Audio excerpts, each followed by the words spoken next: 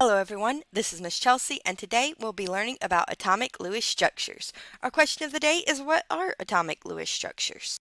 We are working on standard SC1A, evaluate merits and limitations of different models of the atom in relation to their relative size, charge, and position of protons, neutrons, and electrons within the atom. Now, in order to learn more about atoms, we need to know a little bit about the periodic table. The periodic table was organized very intentionally, with horizontal rows called periods and vertical columns called groups. Members of the same group will have similar properties.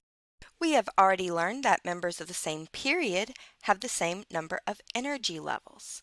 However, members of the same group will have the same number of valence electrons.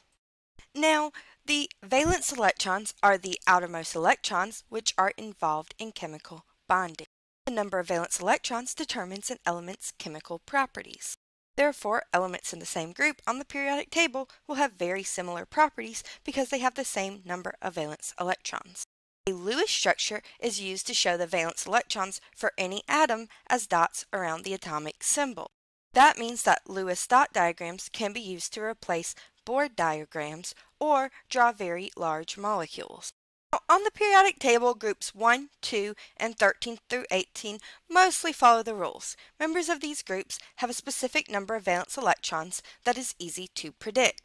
Groups 3 through 12 are a separate issue. Now, remember, a group is a vertical column on the periodic table. And just so you know, these are the groups. Here's group 1, group 2, group 13, 14, 15, 16, 17, and 18. Valence electrons are determined by the group. So 1 valence, 2 valence, and then for 13 through 18, you'll need to take away 10. So 3, 4, 5, 6, 7, and 8 valence electrons, with the exception of helium, because the first row can only hold 2 electrons. So how do you draw a Lewis structure? Well, first you need to find the atomic symbol on the periodic table. Then you determine the number of valence electrons based on the group. Third, you draw an imaginary box around the symbol. Starting at the top and then moving to the side, you're going to draw dots, one on each side, until you have drawn 1 dot for each of the valence electrons. If you have more than 4, you will then start pairing up dots. Let's have a look at an example. Say bromine.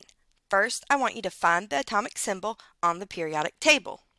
Bromine is Br. Next, I want you to determine the number of valence electrons based on the group. Bromine is a member of group 17. It will have 7 valence electrons.